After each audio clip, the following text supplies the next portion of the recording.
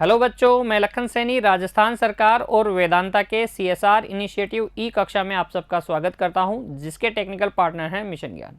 बच्चों, हम पढ़ रहे हैं कक्षा 10 की गणित की पाठ्य पुस्तक का अध्याय 4 द्विघात समीकरण भाग 7 के अंतर्गत आज हम चर्चा करेंगे द्विघात समीकरण का हल द्विघाती सूत्र की सहायता से। अपनी कॉपी और पेन तैयार रखिए बच्चों। जो बातें मैं आपको समझाऊँ उसको समझ कर नोट कर लीजिएगा। देखिए, माना a x square plus b x plus c बराबर 0 एक द्विघात समीकरण है, तब इस द्विघात समीकरण के हल द्विघाती सूत्र की सहायता से ज्ञात कर सकते हैं। एक सूत्र है जिसका नाम है द्विघाती सूत्र, उसकी सहायता से हम इस प्रकार के समीकरण a x square plus b x plus c बराबर 0 अर्थात द्विघात समीकरण का हल ज्ञात कर सकते हैं। इस द्विघाती सूत्र की उत्पत्ति कहाँ से हुई, पहले हम उसको समझते हैं और उसके बाद उदाहरणों की सहायता से हम समझेंगे कि किस प्रकार इस सूत्र का प्रयोग किया जाता है। देखिए, हम जानते हैं कि कोई भी समीकरण जो a x square plus b x plus c बराबर 0 जहाँ ए नॉट इक्वल टू 0 हो, ए बी सी वास्तविक संख्याएं हों, क्या कहलाता है? द्विघात समीकरण कहलाता है। इसका हल ज्ञात करेंगे हम द्विघाती सूत्र की सहायता से, और मैं आपको बता रहा हूं कि किस प्रकार से हम द्विघाती सूत्र की उत्पत्ति करते हैं। बच्चों, पहले ही मैंने आपको बताया है पूर्ण वर्ग विधि। उस विधि से हम पहले क्या करेंगे, मानक रूप में द्विघात समीकरण का हल ज्ञात करेंगे।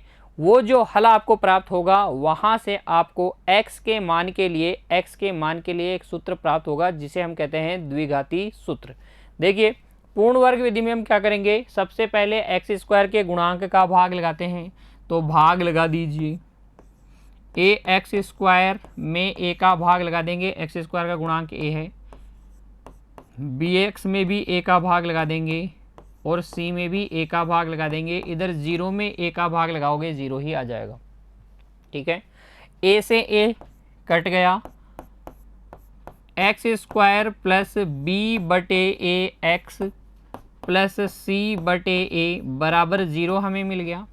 उसके पश्चात हम क्या करते हैं, पूर्ण वर्ग विधि में अचर पद का पक्षांतरण करते हैं। तो जब आप अचर पद का पक्षांतरण करोगे तो ये हो जाएगा एक्स स्क्वायर प्लस बी बटे ए एक्स बराबर माइनस सी बटे ए। क्या आ जाएगा? माइनस सी बटे ए। और अब हम करेंगे एक्स के गुणांक बी बटे ए का आधा, कितना आएगा? बी बटे 2a। इसका वर्ग दोनों ओर जोड़ लेंगे, एक्स स्क्वायर प्लस बी बटे ए एक्स अपनी जगह, और x के गुणांक b बटे ए का आधा अर्थात b बटे 2a, उसका वर्ग दोनों तरफ जोड़ेंगे। b बटे 2a का वर्ग दोनों तरफ जोड़ेंगे तो हमें मिल जाएगा इस प्रकार का एक समीकरण। ठीक है, यहाँ अगर आप LHS साइड में देखेंगे तो ये लिखा गया है x का स्क्वायर प्लस 2 गुणा x गुणा b बटे 2a। देखिए, b बटे ए एक्स को ऐसे लिख सकते हैं, 2 से 2 कट जाएगा, b बटे ए एक्स ही आ जाएगा। और ये b बटे 2a का होल स्क्वायर, और इधर कितना है बच्चों, माइनस सी बटे ए प्लस बी स्क्वायर बटे 4a स्क्वायर। ऐसा ही अगर इसे हम ध्यान से देखें तो देखो कौन सी सर्वसमीका के रूप में लिखा हुआ है, a square plus 2ab plus b square के रूप में।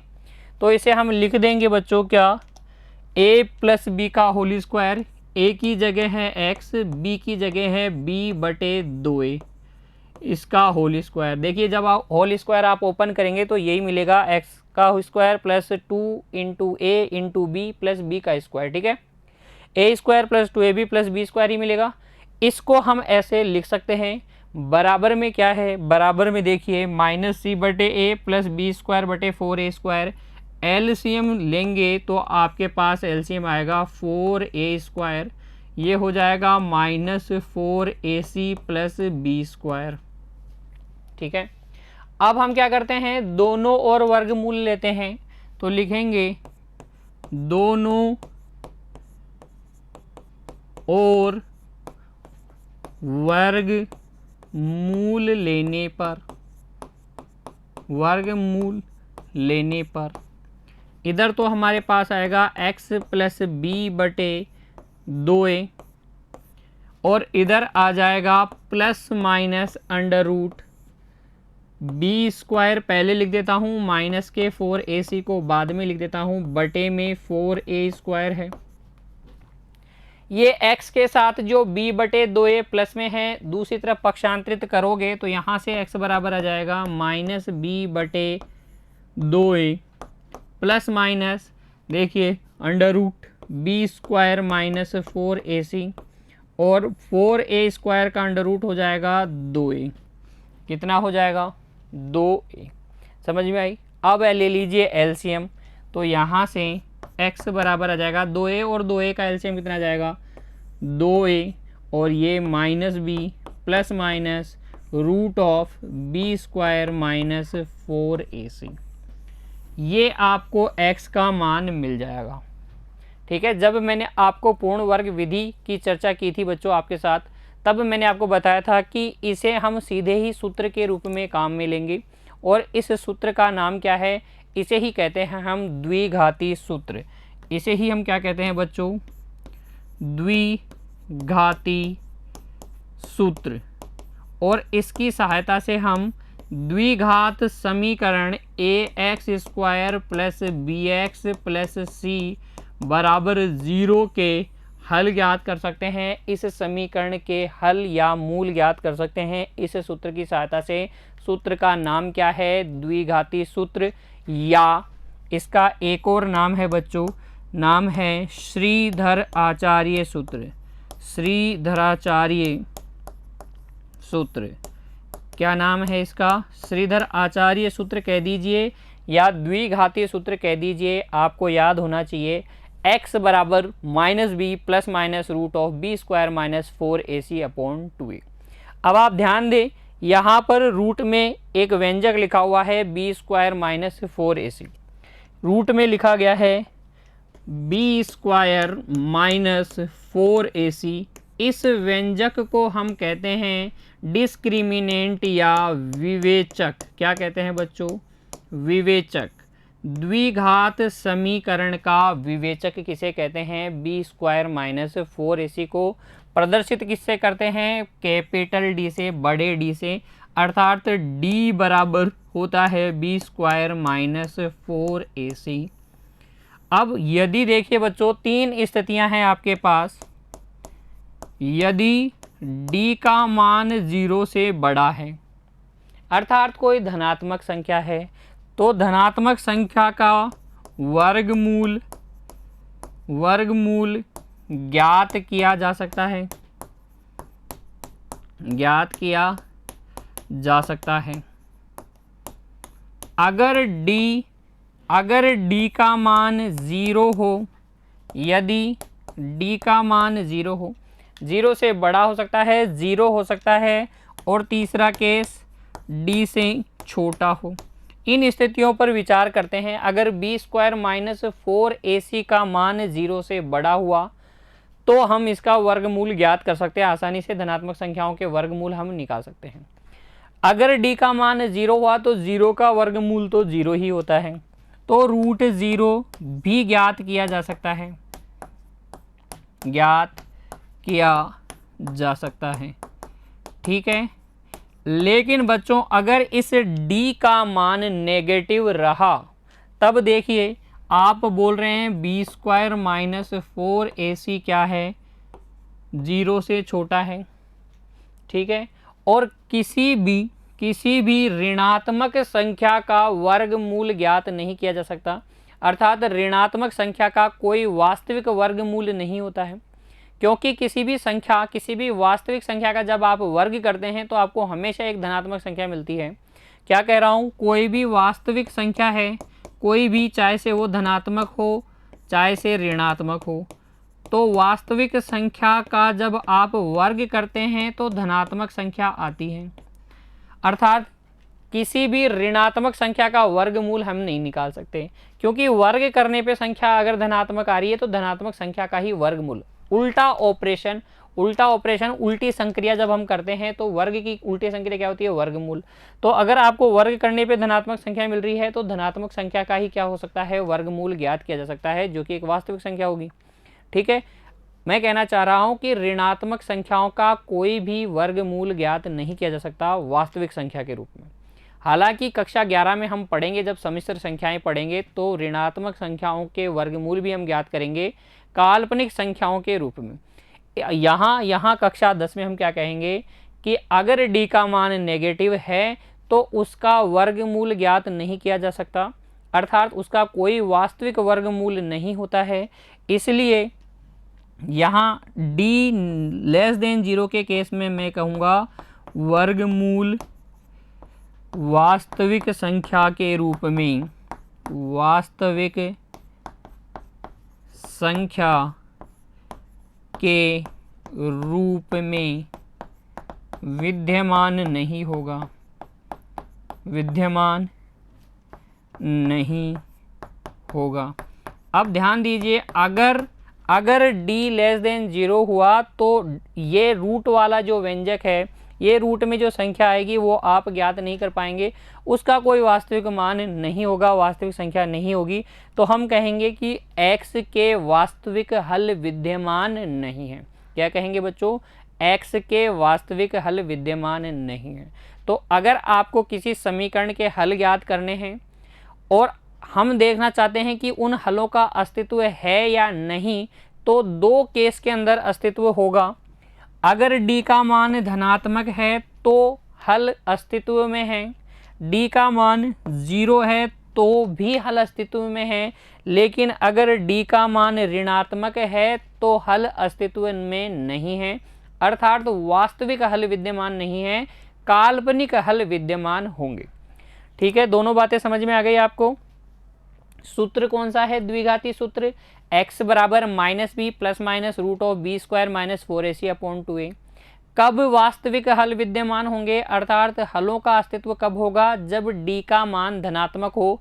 द्विघाती समीकरण के लिए बी स्क्वायर माइनस 4ac का मान धनात्मक या 0 हो, तभी उसके हल विद्यमान होंगे वास्तविक। अन्यथा अगर d का मान बी स्क्वायर माइनस 4ac का मान ऋणात्मक रहा तो वास्तविक हल विद्यमान नहीं होंगे। ठीक है, अब बच्चों द्विघाती सूत्र की सहायता से कैसे द्विघात समीकरण को हल करते हैं, आइए उदाहरणों के माध्यम से सीखते हैं। हमारी पाठ्य पुस्तक का उदाहरण संख्या 10, इसमें हमसे कहा गया है प्रश्नावली 4.1 के प्रश्न संख्या 2 के भाग 1 को द्विघाती सूत्र से हल कीजिए। तो अगर आपको द्विघाती सूत्र याद नहीं है बच्चों तो पहले उसको याद कीजिए। द्विघाती सूत्र क्या है, x बराबर -b plus minus root of b square minus 4ac upon 2a। बिल्कुल सुर में याद कर लीजिए, x बराबर -b plus minus root of b square minus 4ac upon 2a। इस तरीके से आप एक दो बार बोलेंगे तो आपको याद हो जाएगा। अच्छा, इंपॉर्टेंट बात एक और सुनिए, अगर आपको इस सूत्र का प्रयोग करना है तो आपके पास होने चाहिए a b c। कहाँ से आएंगे a b c, बिल्कुल जो द्विघाती समीकरण है हमारे पास ax square plus bx plus c बराबर 0, यहाँ से हम लाएंगे a b और c के मान। a क्या है, x स्क्वायर का गुणांक, b क्या है, x का गुणांक, c क्या है, अचर पद। इनमें से b और c के मान 0 हो सकते हैं, लेकिन a का मान कभी भी 0 नहीं होता है। इतनी बातें अगर आपको याद है तो आइए हल करते हैं उदाहरण संख्या 10 को, अर्थात प्रश्न संख्या 2 के भाग 1 में, प्रश्नावली 4.1 की प्रश्न संख्या 2 के भाग 1 को हल हमें करना है द्विघाती सूत्र की सहायता से। देखिए, प्रश्न संख्या 2 में हमसे कहा गया था निम्न स्थितियों को द्विघात समीकरणों के रूप में निरूपित कीजिए। जब हमने 4.1 हल की थी तो मैंने निरूपित करके दिखाया था। आइए एक बार फिर से द्विघाती समीकरण के रूप में इसको निरूपित करते हैं और फिर द्विघाती सूत्र की सहायता से हम क्या करेंगे, हल ज्ञात करेंगे। पढ़ते हैं, इसको ध्यान से पढ़ेंगे बच्चों। एक आयताकार भूखंड का क्षेत्रफल 528 मीटर स्क्वायर है।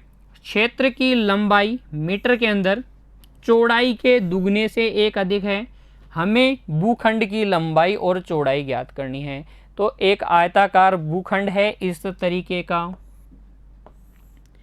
इसकी जो चौड़ाई है, जो जितनी भी चौड़ाई है उसके दुगने से एक अधिक क्या है, लंबाई।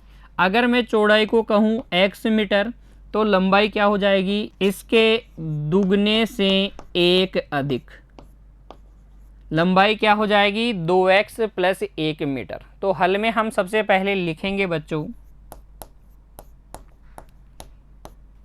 माना कि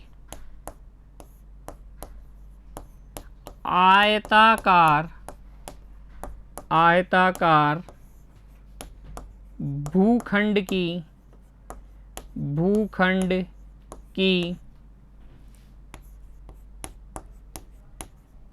चौड़ाई वो है x मीटर। चौड़ाई हमने क्या मान ली, x मीटर। अतः लंबाई क्या हो जाएगी, लंबाई हो जाएगी चौड़ाई के 2 गुने से एक अधिक मीटर, अर्थात 2x प्लस 1 मीटर। अब देखिए, क्योंकि आयताकार भूखंड का क्षेत्रफल कितना है, 528 मीटर स्क्वायर। कितना है, 528 मीटर स्क्वायर। इसलिए लंबाई, आयत का क्षेत्रफल होता है लंबाई गुणा चौड़ाई बराबर 528। x को अंदर गुणा कर लीजिए, आपको मिल जाएगा 2x स्क्वायर प्लस x। इसको इधर ट्रांसफ़र करेंगे, पक्षांतरित करेंगे तो माइनस में हो जाएगा बराबर 0। क्या यह एक द्विघात समीकरण है? बिल्कुल, यह एक क्या है, द्विघात समीकरण है, जिसको हल करेंगे हम द्विघाती सूत्र की सहायता से। तो लिखेंगे बच्चों, ax square plus bx plus c बराबर 0 से तुलना करने पर a तो आपको मिल जाएगा 2, b आपको मिल जाएगा 1 तथा c मिल जाएगा माइनस में 528। ax square plus bx plus c बराबर 0 से तुलना करके a b c के मान निकाल लीजिए। फिर लिखिए, अब द्विघाती सूत्र से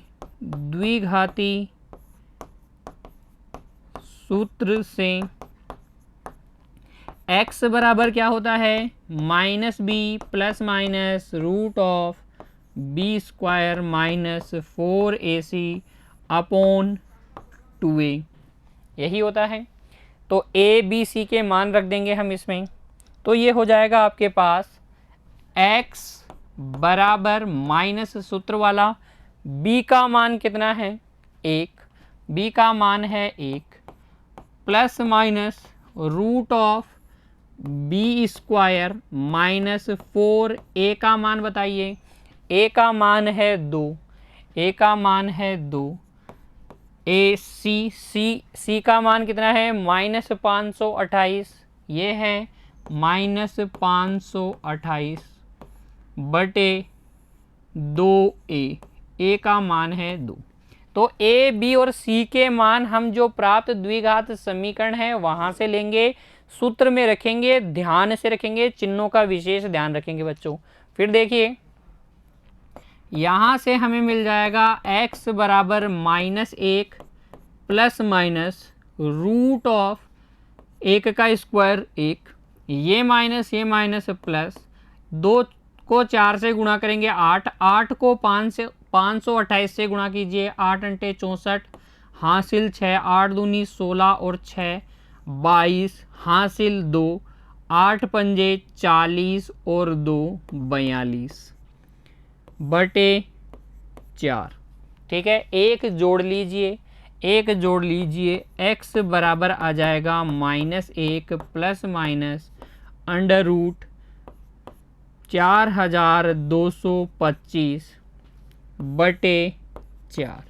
अब 4225 का वर्गमूल निकाल लीजिए। 4225 का वर्गमूल कैसे निकालेंगे? इस साइड से अंत से दो दो के जोड़े बनाएंगे। ठीक है, वर्गमूल निकालना आता है ना आपको, कक्षा 8 में हमने सीखा है और कक्षा 9 में भी कई बार हम वर्गमूल निकालते हैं बच्चों। यहाँ फिर से मैं आपको बता देता हूँ, अंत से दो दो के क्या बनाएंगे?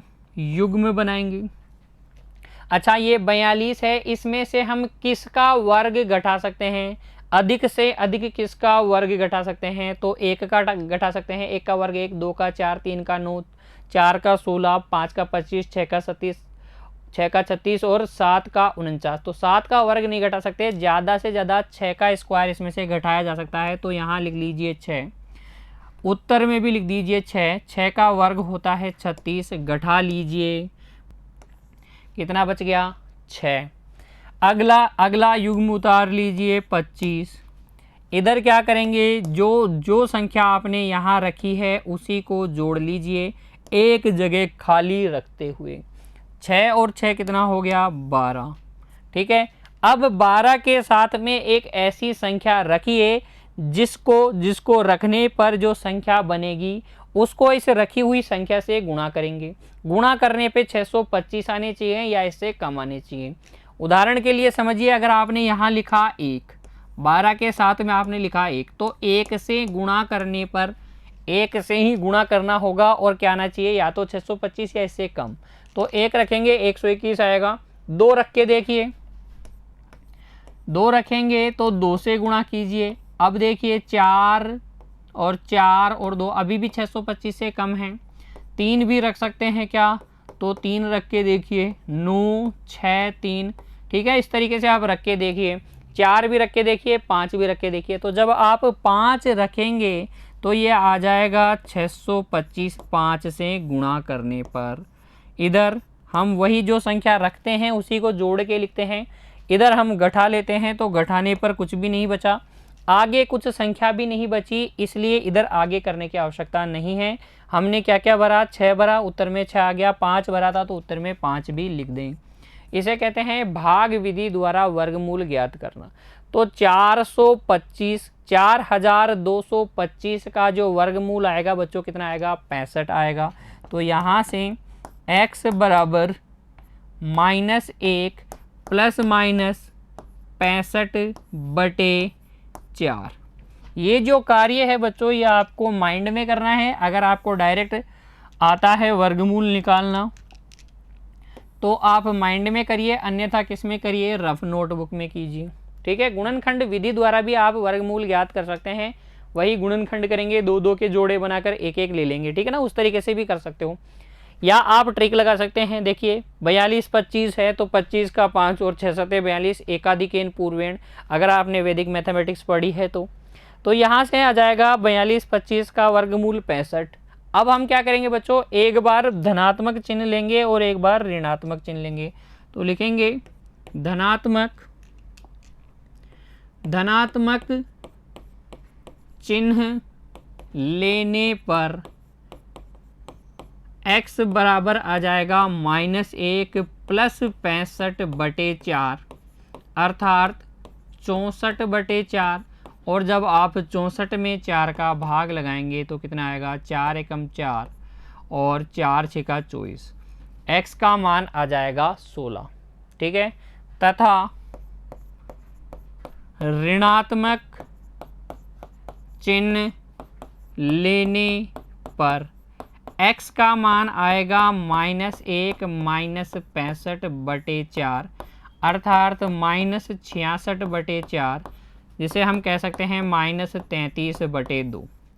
लेकिन क्योंकि x क्या है? x हमने माना था आयताकार भूखंड की चौड़ाई, आयताकार भूखंड की चौड़ाई है, अतः x का मान ऋणात्मक तो नहीं हो सकता। x क्या थी? इस आयताकार भूखंड की चौड़ाई हमने मानी थी, तो चौड़ाई कभी भी नेगेटिव नहीं हो सकती। कोई भी जो दूरी होती है बच्चों, कोई भी जो लंबाई होती है कभी भी ऋणात्मक नहीं हो सकती। इसलिए हम यहाँ मना कर देंगे कि x का मान -33/2 नहीं है। अतः बच्चों x का मान क्या रहेगा, x का मान रहेगा 16। अर्थात हम कह सकते हैं कि जो भूखंड की चौड़ाई है वो है 16 मीटर तथा इसकी जो लंबाई है, आयताकार भूखंड की लंबाई, वो इसके दुगने से एक अधिक अर्थात 33 मीटर है। तो इस तरीके से आप लंबाई और चौड़ाई ज्ञात कर सकते हैं द्विघाती सूत्र की सहायता से। एक बार पुनः देखेंगे बच्चों उदाहरण को। देखिए, हमसे कहा गया था आयताकार भूखंड का क्षेत्रफल 528 वर्ग मीटर है या मीटर स्क्वायर है। तो हमें पता है आयत का क्षेत्रफल होता है लंबाई गुणा चौड़ाई। फिर लंबाई और चौड़ाई में हमें एक संबंध दे रखा था, चौड़ाई के दुगने से एक अधिक लंबाई है। अगर आप चौड़ाई को x मानेंगे तो लंबाई 2x + 1 आएगी। इन दोनों का गुणनफल क्षेत्रफल के बराबर होगा। वहां से हमें एक द्विघात समीकरण मिल जाएगी। इस द्विघात समीकरण की हम मानक द्विघात समीकरण ax² + bx + c = 0 से तुलना करके abc के मान लिख लेंगे। फिर द्विघाती सूत्र का प्रयोग करेंगे। क्या है द्विघाती सूत्र? x बराबर -b + -√b² - 4ac/2a। इसमें रखने के बाद abc के मान हमें मिल जाएगा x बराबर -1 ± 65/4।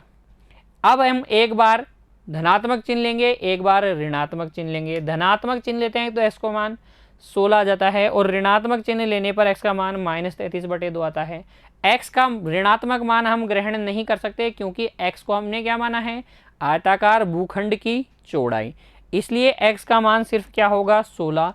अर्थात चौड़ाई 16 मीटर और लंबाई 16 के दुगने से एक ज़्यादा 32 से एक ज़्यादा कितना, 33 मीटर। इस तरीके से हम ज्ञात कर लेंगे आयताकार भूखंड की चौड़ाई और लंबाई। और उदाहरण करते हैं बच्चों, ताकि द्विघाती सूत्र की सहायता से द्विघात समीकरण के हल ज्ञात करना हमारे लिए बहुत आसान बन जाए। देखिए उदाहरण संख्या 11। दो ऐसे क्रमागत विषम धनात्मक पूर्णांक, ध्यान दीजिए क्रमागत विषम धनात्मक पूर्णांक। तो जब भी आपको विषम धनात्मक पूर्णांक ज्ञात करने हो क्रमागत, तो हम कैसे करते हैं? देखिए, अगर मैं बोलूँ एक विषम धनात्मक पूर्णांक है 7, इसके अगले वाला क्या आएगा? आप कहेंगे सर 9। कैसे प्राप्त किया? बिल्कुल +2 करके। अगर एक धनात्मक विषम पूर्णांक x है तो इसके अगले वाला क्या हो जाएगा? x + 2 हो जाएगा। क्या कंसेप्ट समझ में आया? धनात्मक विषम पूर्णांक किस तरीके से मानेंगे? x और x + 2, x + 4, x + 6, इस तरीके से हमें मानने हैं 2, तो हम मानेंगे x और x + 2। यहाँ तक की कहानी समझ में आई? तो ऐसे दो क्रमागत धनात्मक विषम पूर्णांक हमें ज्ञात करने हैं जिनके वर्गों का योग 290 हो। तो देखिए हल में हम लिखेंगे, माना कि प्रथम धनात्मक विषम पूर्णांक बराबर है x। अतः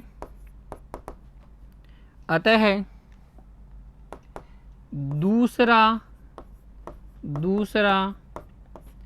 क्रमागत विषम धनात्मक पूर्णांक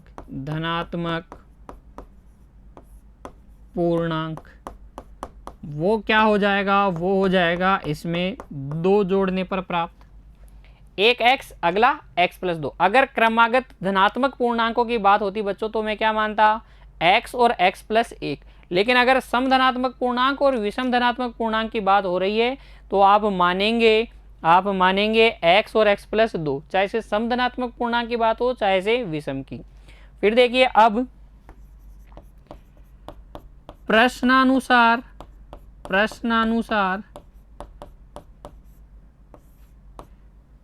इन दोनों के वर्गों का योग x के वर्ग और x प्लस 2 के वर्ग का योग कितना है 290 है।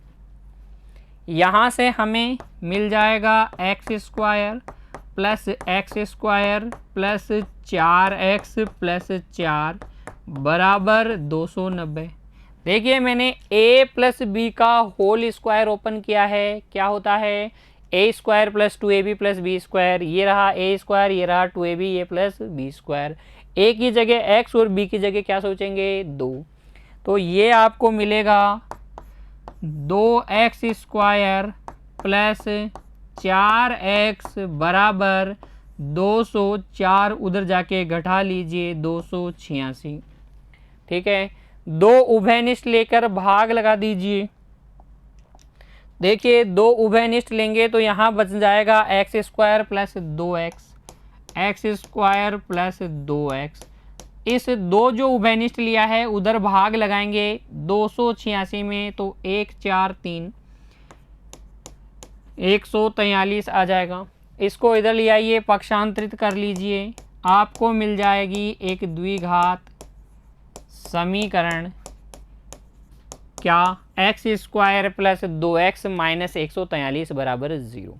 हल करते हैं इसको द्विघाती सूत्र की सहायता से। उसके लिए चाहिए हमें a b c के मान, तो लिखेंगे यहाँ a बराबर 1, b बराबर 2 तथा c बराबर माइनस 143। आप इस प्रश्न को गुणनखंड विधि या पूर्ण वर्ग विधि से भी हल कर सकते हैं बच्चों, अगर परीक्षा में पूछा जाए, लेकिन यहाँ मेरा उद्देश्य है द्विघाती सूत्र को सिखाना, इसीलिए मैं इसको द्विघाती सूत्र की सहायता से हल कर रहा हूँ। बाकी अगर परीक्षा में पूछा जाए तो आप किसी भी एक विधि से हल कर सकते हैं, तीनों में से कोई सी भी एक विधि का प्रयोग कीजिए बच्चों, कोई दिक्कत नहीं होगी। लिखेंगे अब, क्योंकि x बराबर होता है minus b plus minus root of b square minus 4ac बटे 2। किसी भी विधि की जब आप बार बार प्रैक्टिस करते हैं बच्चों, तो उसमें जो सूत्र काम में आ रहा है, उसमें जो मेथड काम में आ रहा है, उसका आप पूरा लिख के कीजिए ताकि आप कभी उसको भूलें नहीं। अब हर बार जब आप द्विघाती सूत्र की सहायता से द्विघात समीकरण का हल ज्ञात करेंगे तो सूत्र लिखिएगा, ऐसा नहीं कि डायरेक्ट मान रख दें, आप सूत्र लिखिए उसके बाद में मान रखिएगा। ए बी सी के मान रखेंगे तो आपको मिल जाएगा x बराबर माइनस बी की जगह कितना है 2, प्लस माइनस की जगह प्लस माइनस, अंडर रूट की जगह अंडर रूट, बी स्क्वायर की जगह 2 का स्क्वायर माइनस 4, a की जगह 1 और c की जगह माइनस 143 बटे में 2a की जगह 1। हल करेंगे तो हमें मिल जाएगा x बराबर minus 2 plus minus under root 2 का स्क्वायर हो गया 4, ये माइनस माइनस प्लस हो गया 143 को जब आप 4 से गुणा करेंगे तो 4 तिया 12, हासिल 1, 4 चौक 16 और 1 17, हासिल 1, 4 एकम 4 और 1 5, तो यह आ जाएगा 572 प्लस 4 बटे 2 चल ही रहा है। यहाँ से x बराबर हमें मिल जाएगा, देखिए 572 प्लस 4 हो जाएगा 576। 576 किसका का वर्गमूल होता है कितना 24, तो यहाँ से बच्चों x बराबर हमें मिल गया -2 प्लस माइनस 24, 576 का वर्गमूल बटे 2। हम लेंगे धनात्मक चिन्ह, तो लिखेंगे धनात्मक चिन्ह लेने पर x का मान आ जाएगा -2 प्लस 24 बटे 2, अर्थात x बराबर 11। x बराबर 11 भाई 22 बटे 2 कितना हो जाएगा 11, 24 में से 2 गए 22, 22 में 2 का भाग लगाएंगे 11, x बराबर कितना आ जाएगा 11, x बराबर आ जाएगा 11।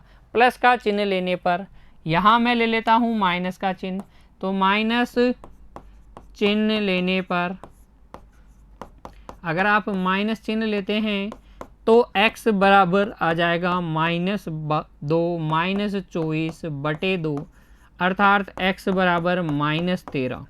x बराबर कितना -13।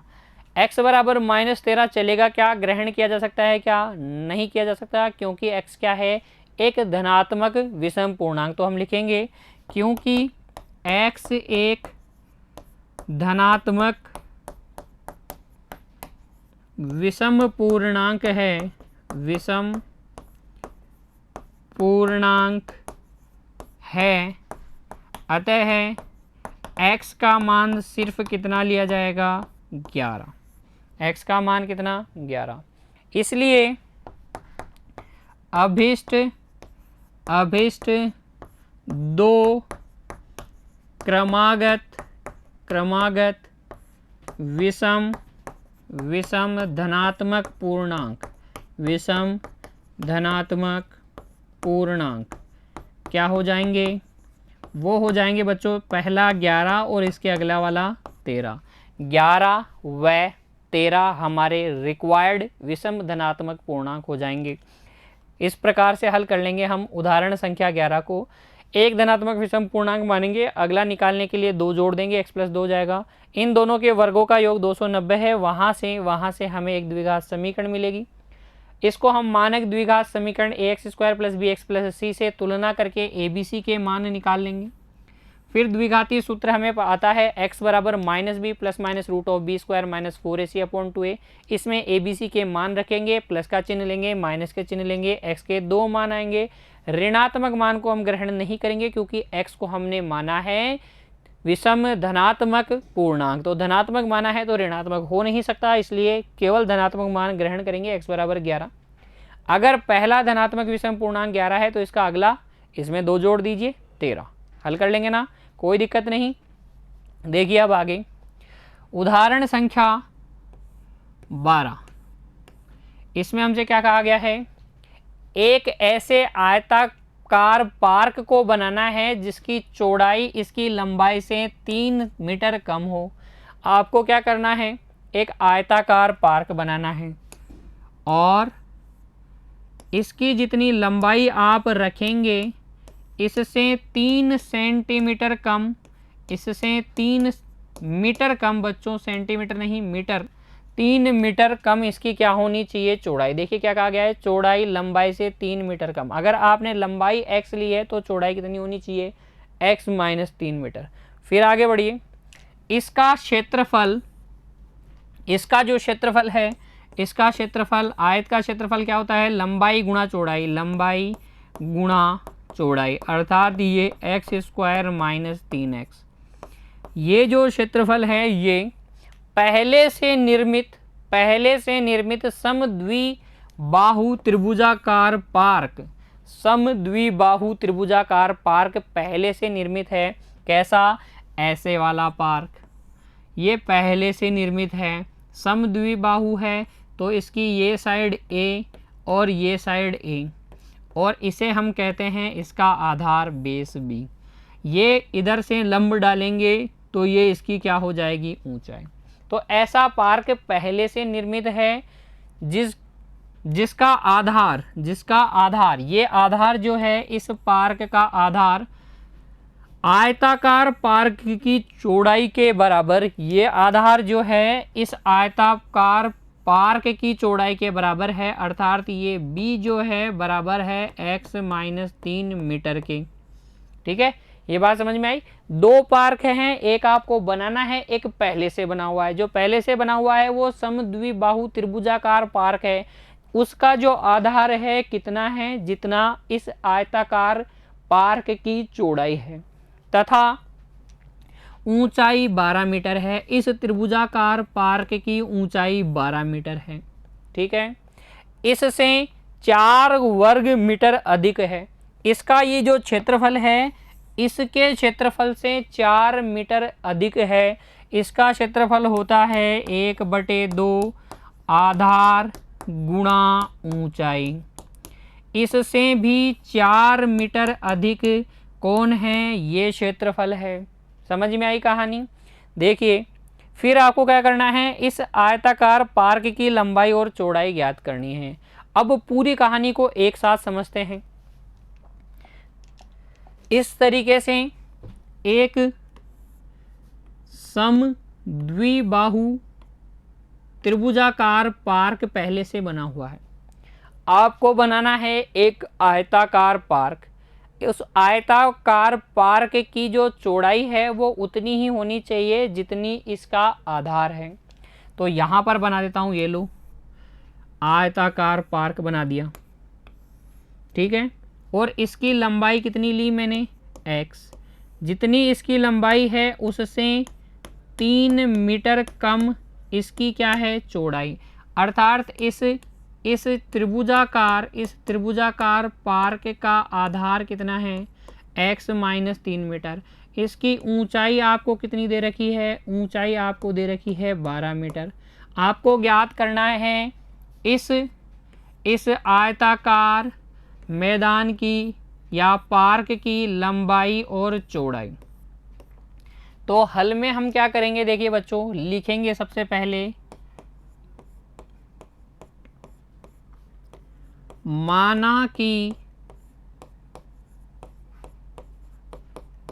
आयताकार पार्क की लंबाई बराबर x मीटर, अतः इसकी जो चौड़ाई होगी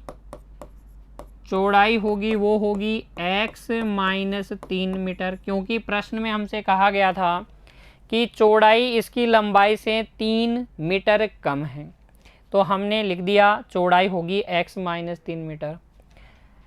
तथा पहले से निर्मित त्रिभुजाकार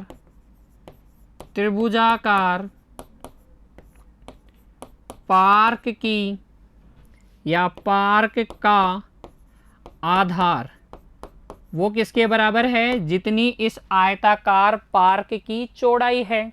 अर्थात ये हमारे पास है x माइनस 3 मीटर, ठीक है। क्योंकि त्रिभुज की ऊंचाई हमें दी गई है 12 मीटर, त्रिभुजाकार पार्क की ऊंचाई क्या कहेंगे बच्चों, त्रिभुजाकार पार्क की ऊंचाई लिखेंगे भी ऐसे ही, क्योंकि त्रिभुजाकार पार्क की ऊंचाई बराबर है 12 मीटर, इसलिए त्रिभुजाकार पार्क का क्षेत्रफल वो हो जाएगा 1/2 गुणा आधार गुणा ऊंचाई। क्यों, क्योंकि बच्चों आपको पता है त्रिभुज का क्षेत्रफल होता है 1/2 गुणा आधार गुणा ऊंचाई, ऐसा ही होता है। इसलिए इस त्रिभुजाकार पार्क का क्षेत्रफल ये हो जाएगा, 2 से काट दीजिए, 6 बार कट जाएगा 12, और ये आ जाएगा हमारे पास 6x माइनस 18 मीटर स्क्वायर। त्रिभुजाकार पार्क का क्षेत्रफल आ जाएगा 6x माइनस 18 मीटर स्क्वायर। फिर देखिए, क्योंकि आयताकार पार्क का क्षेत्रफल हमें दिया गया है त्रिभुजाकार पार्क का क्षेत्रफल प्लस 4 के बराबर कहा गया है ना। ये जो आयताकार पार्क है उसका क्षेत्रफल त्रिभुजाकार पार्क के क्षेत्रफल से 4 वर्ग मीटर अधिक है। देखिए प्रश्न में दिखा देता हूं, एक ऐसे आयताकार पार्क को बनाना है जिसकी चौड़ाई इसकी लंबाई से 3 मीटर कम हो, यहाँ तक का संबंध आपको पता है। इसका क्षेत्रफल किसका, आयताकार पार्क का, पहले से निर्मित समद्विबाहु त्रिभुजाकार पार्क जिसका आधार आयताकार पार्क की चौड़ाई के बराबर तथा ऊंचाई 12 मीटर है से 4 वर्ग मीटर अधिक है। तो त्रिभुजाकार जो पार्क है उसके क्षेत्रफल में 4 जोड़ते ही क्या आएगा, आयताकार पार्क का क्षेत्रफल आ जाएगा। तो यही बात मैंने यहाँ लिखी, इसलिए आयताकार पार्क का क्षेत्रफल होगा लंबाई गुणा चौड़ाई। चौड़ाई क्या है, x - 3। ये किसके बराबर होगा, त्रिभुजाकार पार्क का क्षेत्रफल 6x - 18 से 4 अधिक के बराबर। देखिए x को अंदर गुणा करेंगे तो हो जाएगा x² - 3x बराबर ये हो जाएगा 6x - 14। सबको इधर ले आइए, x² - 9x + 14 बराबर 0। क्या हमें एक द्विघात समीकरण मिल गई। इसको हल कर सकते हैं हम, तीन विधियां अब हमारे पास है। गुणनखंड विधि से हल करें, हमारी मर्जी है। पूर्ण वर्ग विधि से हल करें, हमारी मर्जी है। इस भाग में मैं आपको बताऊंगा द्विघाती सूत्र से। तो तीनों में से आप किसी भी एक विधि से हल कर सकते हैं। यहाँ देखिए, a का मान 1, b का मान -9 तथा c का मान कितना प्यारे बच्चों, 14। क्योंकि x बराबर होता है -b ± √b² - 4ac upon 2a, इसलिए यहाँ से x बराबर हो जाएगा माइनस सूत्र वाला b का मान -9 प्लस माइनस √b² - 9 का स्क्वायर -4a। a की जगह है 1, c की जगह है 14 बटे 2a, a की जगह है 1। सोल्व करेंगे तो हमें मिलेगा x बराबर माइनस माइनस प्लस का 9 हो गया, प्लस माइनस देखिए ये माइनस माइनस प्लस और ये प्लस माइनस, √9 का स्क्वायर कितना हो जाएगा, 9 का स्क्वायर हो जाएगा 81। ये माइनस देखिए 4 को 14 से गुणा करेंगे कितना आ जाएगा 56, कितना आ जाएगा 56 बटे में क्या चल रहा है 2। यहाँ से x बराबर हमें मिल जाएगा 9 प्लस माइनस 81 में से 56 घटाइए, 11 में से 6 गया, कितना बच गया बच्चों 5। फिर यहाँ पर 7 में से 5 गया 2 बटे 2। 25 का वर्गमूल कितना होगा, x बराबर आ जाएगा 9 प्लस माइनस 5 बटे 2। अब हम ले लेंगे धनात्मक चिन्ह और ऋणात्मक चिन्ह। तो देखिए धनात्मक चिन्ह लेने पर जब आप धनात्मक चिन्ह लेंगे तो x बराबर आ जाएगा 14 बटे 2 अर्थात 7। x का मान कितना आ जाएगा 7। कैसे, 9 और 5 14, प्लस का लेंगे ना 5 तो 14 में 2 का भाग लगाएंगे 7। फिर ऋणात्मक चिन्ह लेने पर x का मान आ जाएगा, 9 में से 5 गया 4, 4 में 2 का भाग लगाया 2, x का मान आ जाएगा 2। तो x के दो मान आए हैं 7 और 2। ठीक है, यदि देखिए यदि x बराबर 7 अगर हम लें तब आयताकार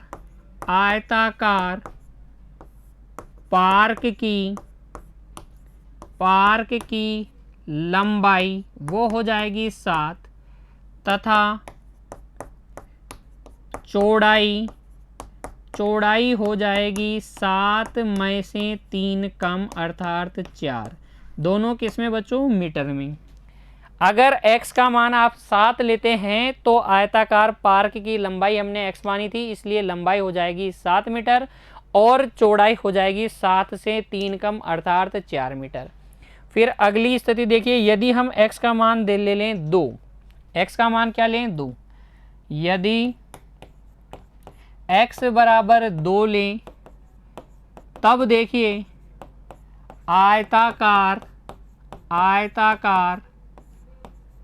पार्क की लंबाई वो हो जाएगी 2 मीटर तथा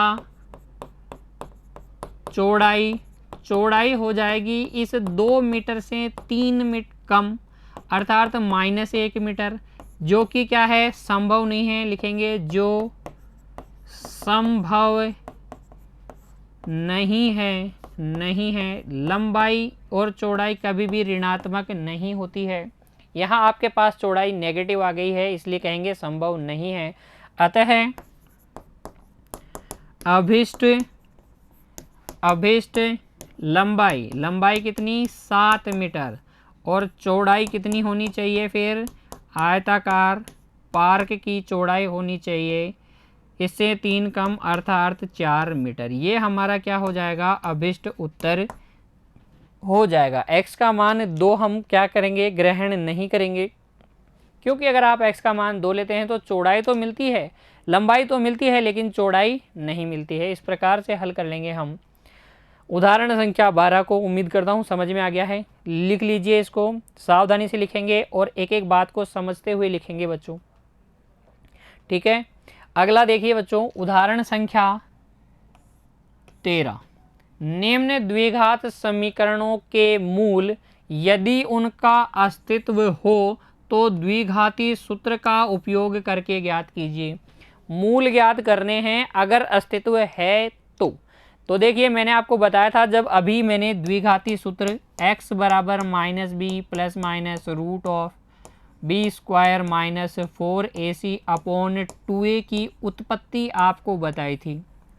मैंने आपसे कहा था कि अगर ये बी स्क्वायर माइनस 4ac अर्थात विवेचक डिस्क्रिमिनेंट d का मान ऋणात्मक रहा तो मूल अस्तित्व में नहीं होंगे, वास्तविक मूल विद्यमान नहीं होंगे।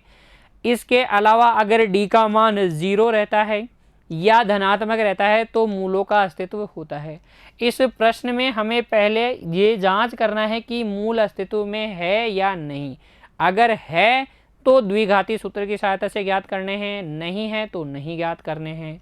तो देखिए हल 1, इसमें हम लिखेंगे यहाँ a बराबर 3, b बराबर -5 तथा c का मान कितना है, प्लस का 2, क्योंकि d होता है बी स्क्वायर माइनस 4ac। यहाँ से बी स्क्वायर का मतलब -5 का स्क्वायर माइनस 4ac का मतलब 2।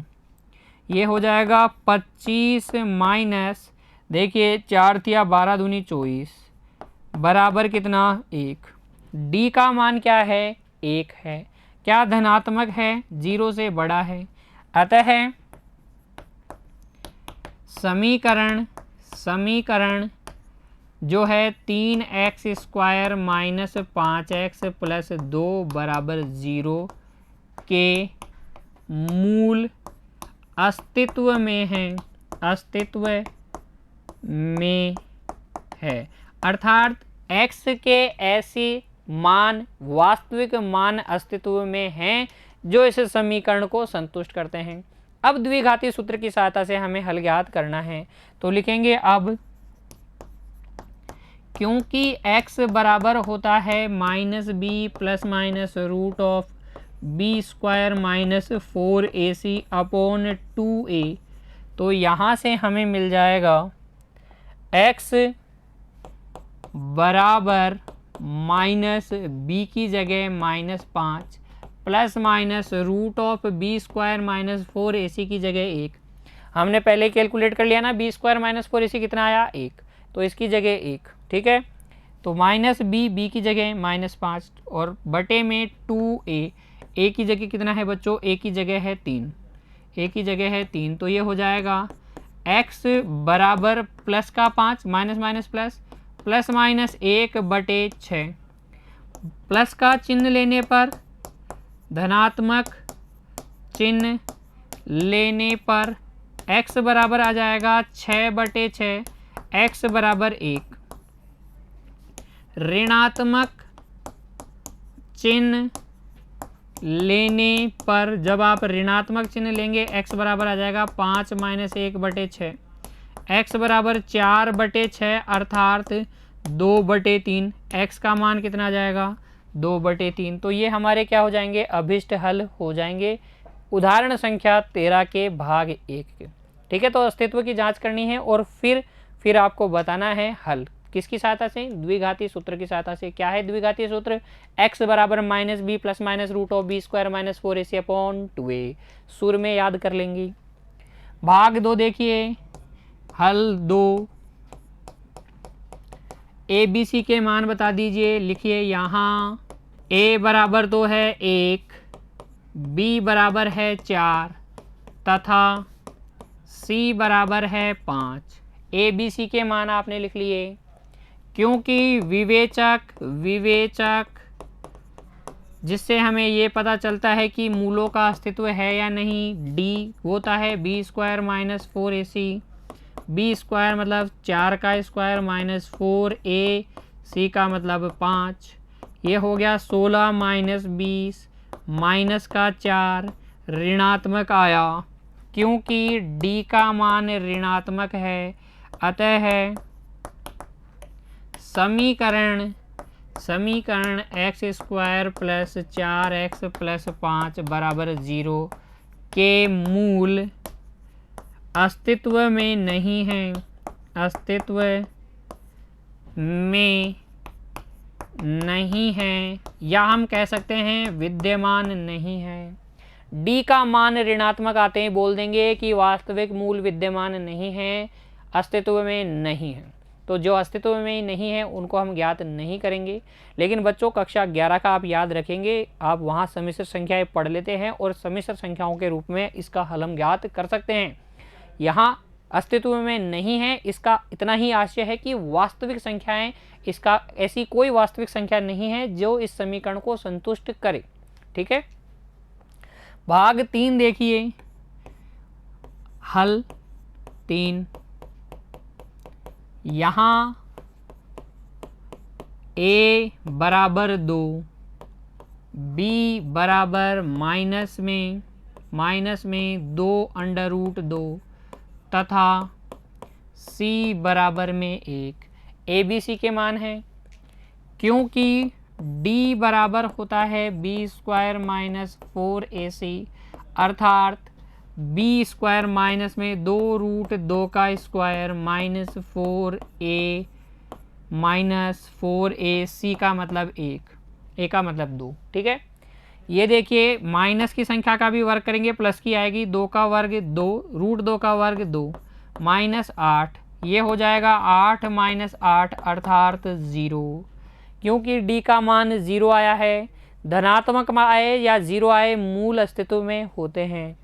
अतः समीकरण क्या 2x square minus 2 under root 2x plus 1 बराबर 0 के मूल अस्तित्व में हैं, अस्तित्व में हैं।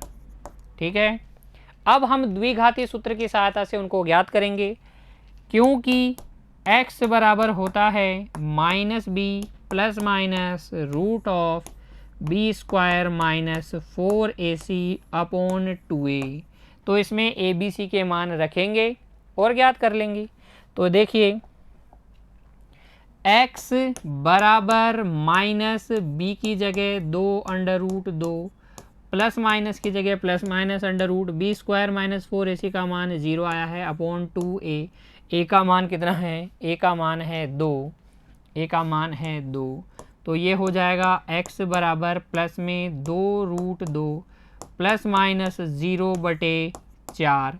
अतः x के जो दोनों मान आएंगे 2 रूट 2/4, या मैं कह सकता हूँ रूट 2/2, इसको और अधिक काटेंगे तो 1/√2।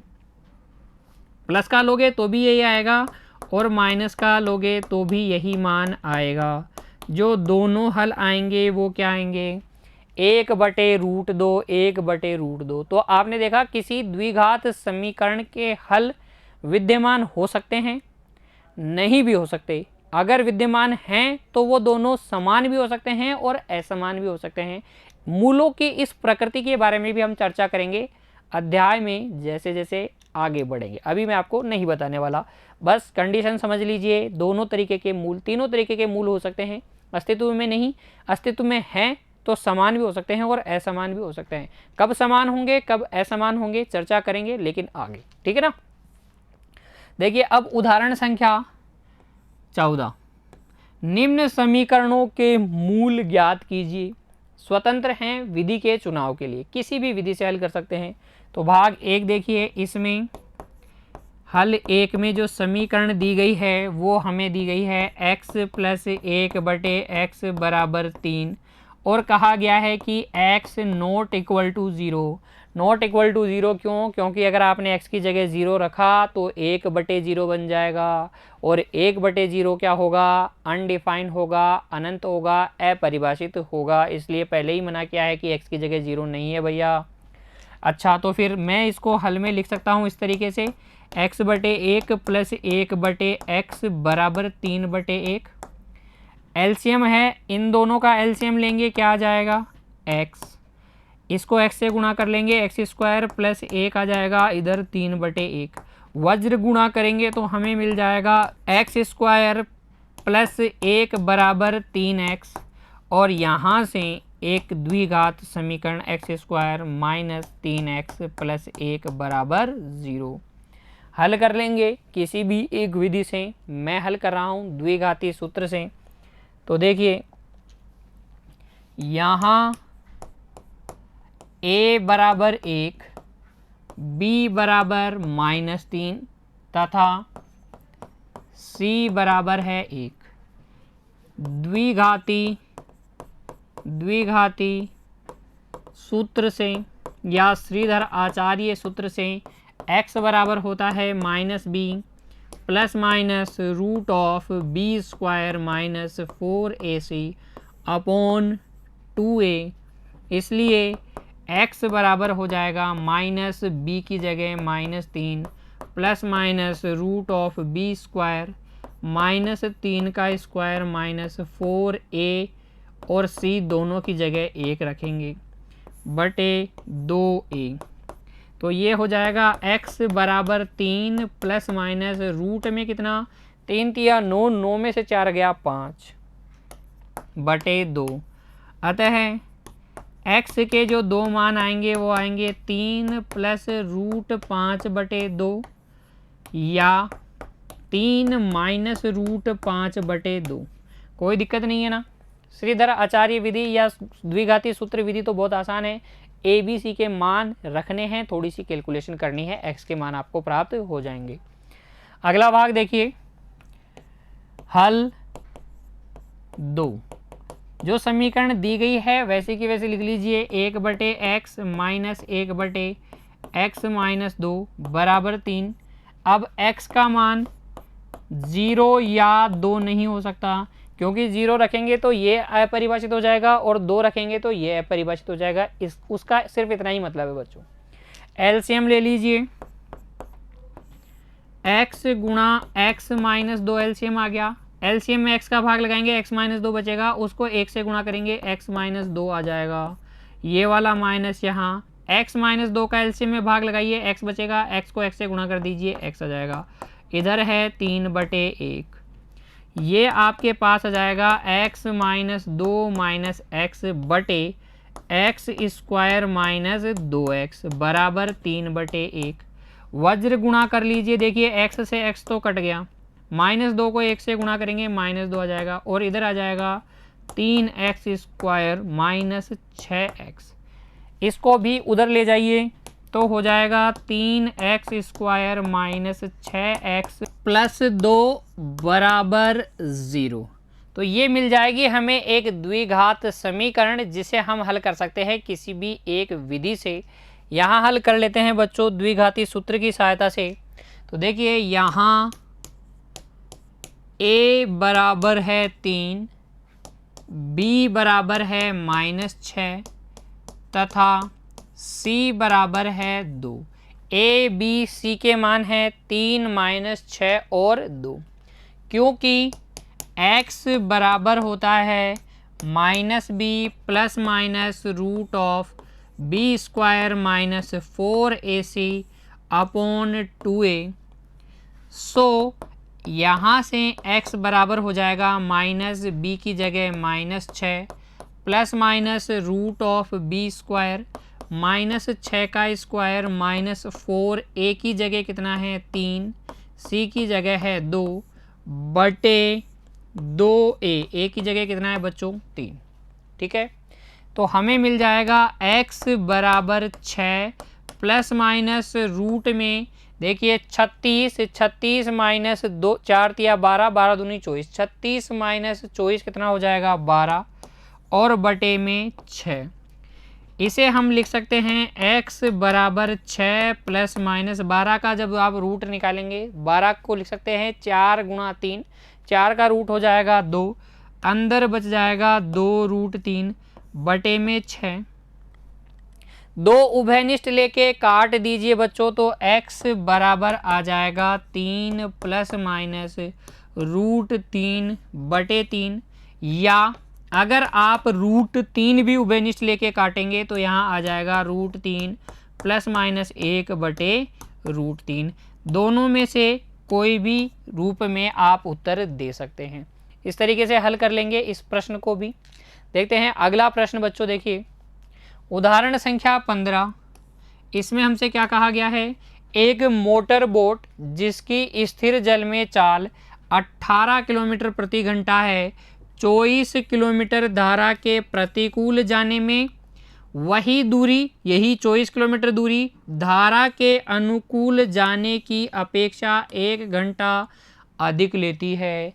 तो अगर 24 किलोमीटर धारा के अनुकूल चले मोटर बोट और 24 किलोमीटर धारा के प्रतिकूल चले तो दोनों का अंतर क्या आएगा 1 घंटा। बताइए, सोचिए, अगर प्रतिकूल चलेगी तो अधिक समय लगेगा या अनुकूल चलेगी तो अधिक समय लगेगा।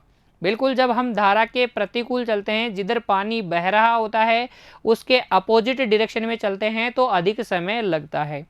इस प्रश्न को हल करते हैं। हमें ज्ञात करना है धारा की चाल।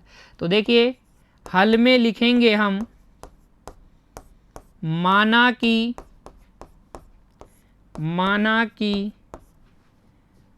धारा की चाल बराबर x किलोमीटर प्रति घंटा।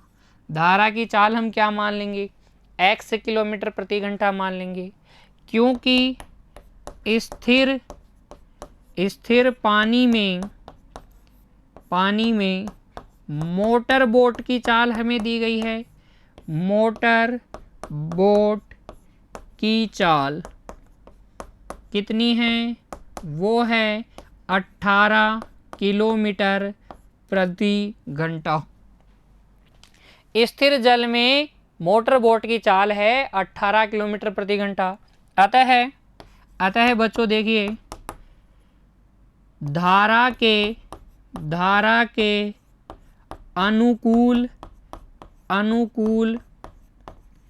चलने पर मोटर बोट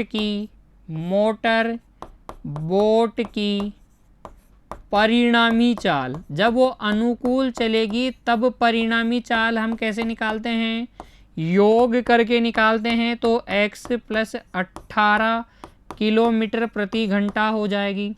अधिक तेजी से चलेगी ना तो चालों का योग कर लेंगे, धारा की चाल और मोटर बोट की चाल का। जब क्या चलेगी, अनुकूल चलेगी मोटर बोट धारा की, तथा धारा के प्रतिकूल चलने पर मोटर बोट की परिणामी चाल। अब जब वो प्रतिकूल चलेगी तो चाल कम हो जाएगी, कितनी, 18 माइनस x किलोमीटर प्रति घंटा। अब ज़रूर कुछ बच्चों के मन में ये सवाल आ रहा होगा कि सर हम क्या x माइनस 18 लिख सकते हैं क्या। तो बच्चों अगर x माइनस 18 लिखोगे इसका मतलब आप लिख रहे हो कि धारा की चाल मोटर बोट की चाल से अधिक है। देखिए x माइनस 18 अगर कोई चाल रही तो फिर वो क्या रहेगी, ज़्यादा रहेगी। x और 18 कम, तो धारा की चाल अगर ज़्यादा रही तो मोटर बोट चलने वाली नहीं है, पानी उसको बहा के ले जाएगा, पानी उसको बहा के ले जाएगा। तो मोटर बोट की चाल अधिक होगी तभी वह प्रतिकूल 24 किलोमीटर चल पाएगी।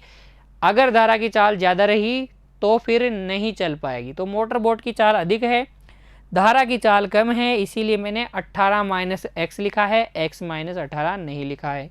अब हम लिखेंगे, देखिए अब प्रश्नानुसार प्रश्न के अनुसार हमें पता है क्योंकि 24 किलोमीटर धारा के प्रतिकूल चलने में 24 किलोमीटर धारा के अनुकूल चलने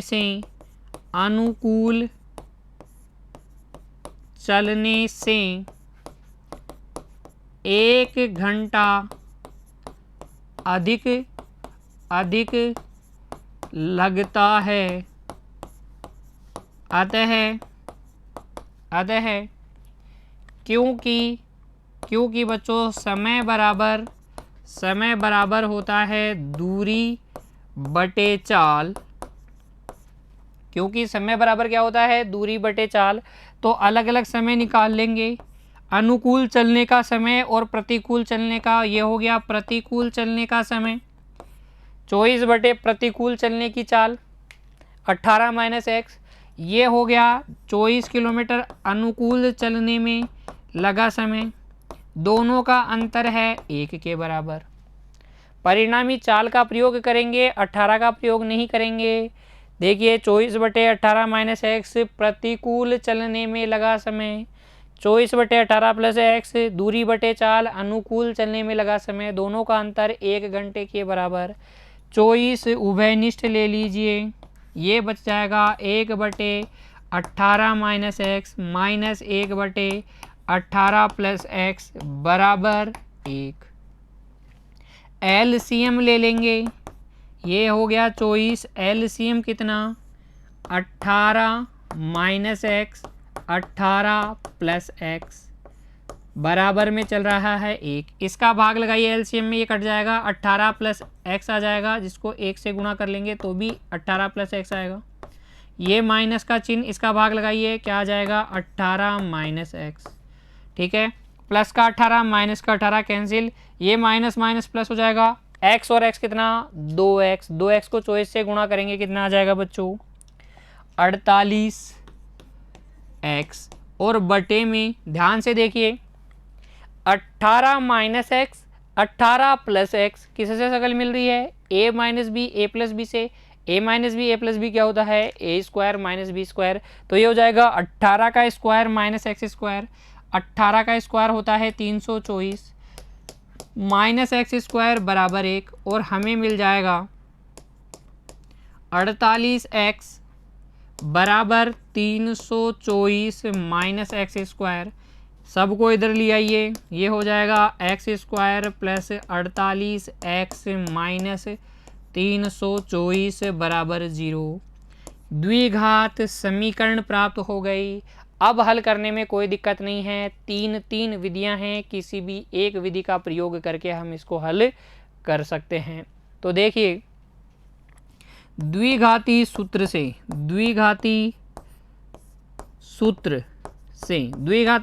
की चर्चा हम कर रहे हैं इस भाग में, इसलिए द्विघाती सूत्र विधि से मैं हल करूंगा। आप इसको गुणनखंड विधि या पूर्ण वर्ग विधि किसी से भी हल कर सकते हैं जब प्रश्न परीक्षा में पूछा जाएगा। x बराबर होता है minus b plus minus root of b square 48 का स्क्वायर माइनस 4ac माइनस 324।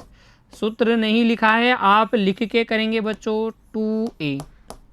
ठीक है। तो यहाँ से x बराबर हो जाएगा -48 प्लस माइनस रूट में 48 का स्क्वायर हो जाएगा 2304 माइनस माइनस प्लस, ये हो जाएगा गुणा करेंगे तो ये हो जाएगा 1296 बटे 2।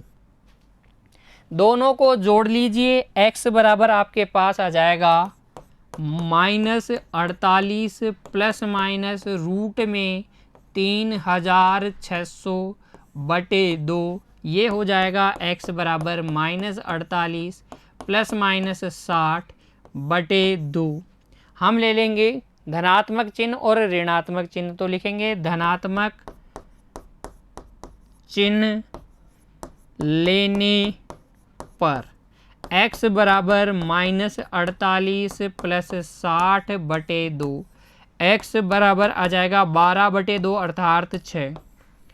ऋणात्मक चिन्ह लेने पर, माइनस वाला चिन्ह लेने पर x बराबर आएगा -48 माइनस 60 बटे 2, x बराबर आ जाएगा, देखिए माइनस में 108 हो गया क्या, -48 माइनस 60 उसका आधा करेंगे तो माइनस में 54। x क्या था, x था हमारे पास धारा की चाल, क्या ऋणात्मक आएगी, धारा की चाल ऋणात्मक नहीं है, तो क्योंकि चाल ऋणात्मक नहीं होती है इसलिए x बराबर कितना 6। हम लिख देंगे अतः अभिष्ट चाल बराबर 6 किलोमीटर प्रति घंटा। हमसे कहा गया था धारा की चाल ज्ञात कीजिए, धारा की चाल कितनी आ जाएगी 6 किलोमीटर प्रति घंटा आ जाएगी बच्चों। तो इसमें भी आपको कोई दिक्कत नहीं होनी चाहिए। उम्मीद करता हूँ द्विघाती सूत्र की सहायता से जितने भी मैंने आपको प्रश्न बताए हैं, जितने भी उदाहरण हमने हल किए हैं, आपको सारे समझ में आए हैं। द्विघाती सूत्र विधि से द्विघात समीकरण का हल ज्ञात करने में अब हमें कोई दिक्कत नहीं रहेगी। हम पुनः प्रयास करेंगे बच्चों खुद से, प्रश्नावली में दिए गए प्रश्नों को भी हम हल करेंगे। पहले जो हमें समीकरण प्राप्त हुए थे द्विघात समीकरण, उनको भी हम द्विघाती सूत्र की सहायता से हल करके सीखने का प्रयास करेंगे। खुश रहिए बच्चों, पढ़ते रहिए, धन्यवाद।